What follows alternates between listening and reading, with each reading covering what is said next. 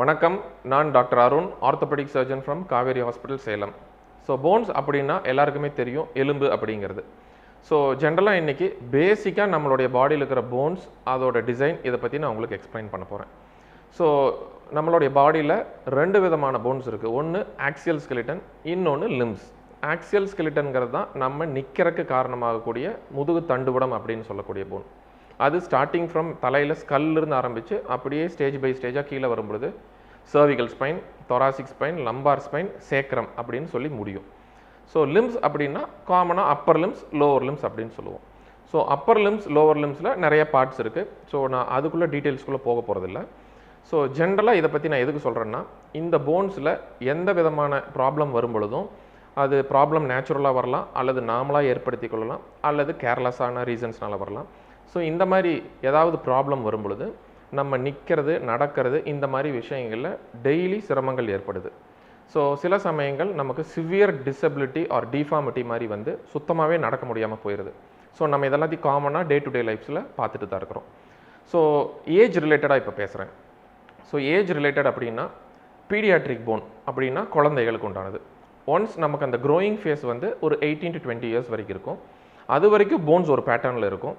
அந்த 18 years to 20 இயர்ஸில் growth complete ஆனதுக்கப்புறம் மிடில் ஏஜ், அதாவது மேபி ஒரு 20லேருந்து ஒரு 50 வரைக்கும் வச்சுக்கலாம். இந்த பீரியடில் போன்ஸ் நல்லா மெச்சூர் ஆகி ஸ்ட்ராங்காக இருக்கும். ஸோ அந்த சமயத்தில் இருக்கிறத ஒரு பேட்டர்னாக பிஹேவ் பண்ணும். அதுக்கப்புறம் ஆஃப்டர் 50 to 60க்கு அப்புறம் ஏஜ் அதிகமாக அதிகமாக அது வேறு விதமாக பிஹேவ் பண்ணும். ஸோ பேசிக்காக இதுக்கு டிஃப்ரென்ஸ் என்னென்னா, பீடியாட்ரிக் போன்ஸ் எலாஸ்டிக்காக இருக்கும். ஸோ பீடியாட்ரிக் ஏஜில் நமக்கு க்ரோத் கெப்பாசிட்டி இருக்கும். அட் தி சேம் டைம் சாதாரணமாக உளுந்தாலோ அல்லது ஒரு இன்ஜுரி ஆச்சுனாலும் சாதாரணமாக அது பிரேக் ஆகாது, because of its elastic nature. More over அந்த ஸ்டேஜில் தான் நமக்கு அந்த போன் கால்சியம் ஃபுல்லாக டெபாசிட் பண்ண ஆரம்பிக்கும். ஸோ நமக்கு டெஃபினட்டாக பீடியாட்ரிக் ஏஜ், அதாவது குழந்தைகள் ஏஜில் நமக்கு எந்த விதமான லைஃப் ஸ்டைல் ஹேபிட்ஸ் நம்ம எடுத்துக்கிறோம், நம்ம ஸ்போர்ட்ஸ் ஆக்டிவிட்டி, ஃபிசிக்கல் ஒர்க் எப்படி இருக்குது, அதை பொறுத்து தான் ஃப்யூச்சரில் நம்மளுடைய போன் பிஹேவ் பண்ணும். ஸோ மிடில் ஏஜில் பார்த்திங்கன்னா நமக்கு ஹார்மோன்ஸ் நல்லா ஸ்ட்ராங்காக இருக்கிறதுனால போன்ஸ் ஜென்ரலாக ஸ்ட்ராங் ஆகி ஜஸ்ட் ஸ்ட்ரென்த் மட்டும்தான் இன்க்ரீஸ் ஆகும். பட் நமக்கு லென்த்தனிங் கிடைக்காது. ஸோ க்ரோத் இருக்காது. அட் தி சேம் டைம் நமக்கு அதோட ஸ்ட்ரென்த் இன்க்ரீஸ் ஆகிட்டு இருக்கும். 50 இயர்ஸ்க்கு மேலே ஆகும்பொழுது என்ன ஆகுன்னா, நேச்சுரல் ஏஜிங் அப்புறம் ஹார்மோன் டெஃபிஷியன்சி கொஞ்சம் கொஞ்சமாக வர போன்ஸ்க்கு ஆஸ்டியோபோரோசிஸ்ங்கிற ப்ராப்ளம் வரும். ஸோ 50லேருந்து பார்த்தீங்கன்னா 50, 60, 70, 80 அப்படியே 90 வரைக்கும் போகும்போது எவ்ரி இயர் ஒரு few percentage of strength of the bone குறைஞ்சிக்கிட்டே வரும். ஃபார் எக்ஸாம்பிள் 50 வயசில் இருக்கிற ஸ்ட்ரென்த்து 60 வயசில் இருக்காது, 60ல் இருக்கிறது 70ல் இருக்காது, 70ல் இருக்கிறது 80ல் இருக்காது, 80ல் இருக்கிறது 90ல் இருக்காது. பட் ஸ்டில் நிறைய பேஷண்ட்ஸ் பார்த்துருக்குறோம், 70 இயர்ஸ்லேயும் அவங்க போன்ஸ் பார்த்தீங்கன்னா 50 இயர்ஸ் மாதிரி ஸ்ட்ராங்காக வச்சுருக்கிறவங்களும் இருக்காங்க. This is all purely lifestyle based. So இதை எப்படி நம்ம கொண்டு வரது அப்படிங்கிறத பற்றி ஜென்ரலாக ஒரு அவுட்லைன் கொடுக்குறேன். ஸோ ஜென்ரலி ஸ்பீக்கிங், சின்ன வயசுலேருந்தே நமக்கு ஃபுட் இன்டேக் நல்லா இருக்கணும். For example calcium rich food சாப்பிடணும், எக் இன்டேக் எடுக்கணும். நான் வெஜிடேரியன் நல்லா ஹெல்ப் பண்ணும். பட் வெஜிடேரியன் பீப்புள் அதனால் வந்து நான்வெஜ் சாப்பிட்டா தான் ஸ்ட்ரென்த்தாக இருக்கும் அப்படின்னு நினைக்க வேண்டியதில்லை. ஸோ நம்மளுடைய டயட்டில் கால்சியம் ரிச் ஃபுட் இருக்கணும். அது வந்து பேலன்ஸ்டாக இருக்கணும். அதுபோக vitamins and minerals, especially minerals எல்லாமே எடுத்துக்கணும். ஸோ மில்க் எடுத்துக்கலாம், எக் எடுத்துக்கலாம். ஸோ இப்படியே நம்ம க்ரோ ஆக அந்த போன்ஸ் வந்து ஸ்ட்ரென்த்தை பில்டப் பண்ணுது. மிடில் ஏஜில் பார்க்கும் பொழுது ரெகுலர் ஃபிசிக்கல் ஆக்டிவிட்டி, வாக்கிங் அல்லது ஒர்க் அவுட் அல்லது muscular building is very important. Western பீப்புளெலாம் பார்த்தீங்கன்னா நல்ல யாரை கேட்டிங்கனாலும் ஜிம் போகிறேன் அப்படிம்பாங்க. நம்ம ஊரில் போனால் ஜிம் போனாலே சும்மா போய் ஒர்க் அவுட் பண்ணாமல் ரிட்டர்ன் வரவங்க தான் அதிகமாக இருப்பாங்க. ஸோ சிவியர் ஸ்போர்ட்ஸ் ஆக்டிவிட்டி அல்லது ரெகுலர் ஆக்டிவிட்டி இருந்துச்சுன்னா போன்ஸ் டெஃபினட்டாக ஸ்ட்ராங்காக இருக்கும். ஸோ ஓல்டேஜ் வரும்பொழுதும் நம்ம வயசாகிடுச்சுன்னு சொல்லிட்டு ஃபிசிக்கல் ஒர்க் அவுட் பண்ணாமல் இருக்கக்கூடாது. கண்டினியூவாக வாக்கிங் போகலாம் டெய்லி. நமக்கு அது கண்டிப்பாக போன்ஸை லாங் டேர்முக்கு ஒரு பழைய ஸ்ட்ரென்த்தோடு ரீட்டைன் பண்ண ஹெல்ப் பண்ணும். ப்ளஸ் டயட் அப்படியே ரெகுலராக சாப்பிட்ருக்கணும்.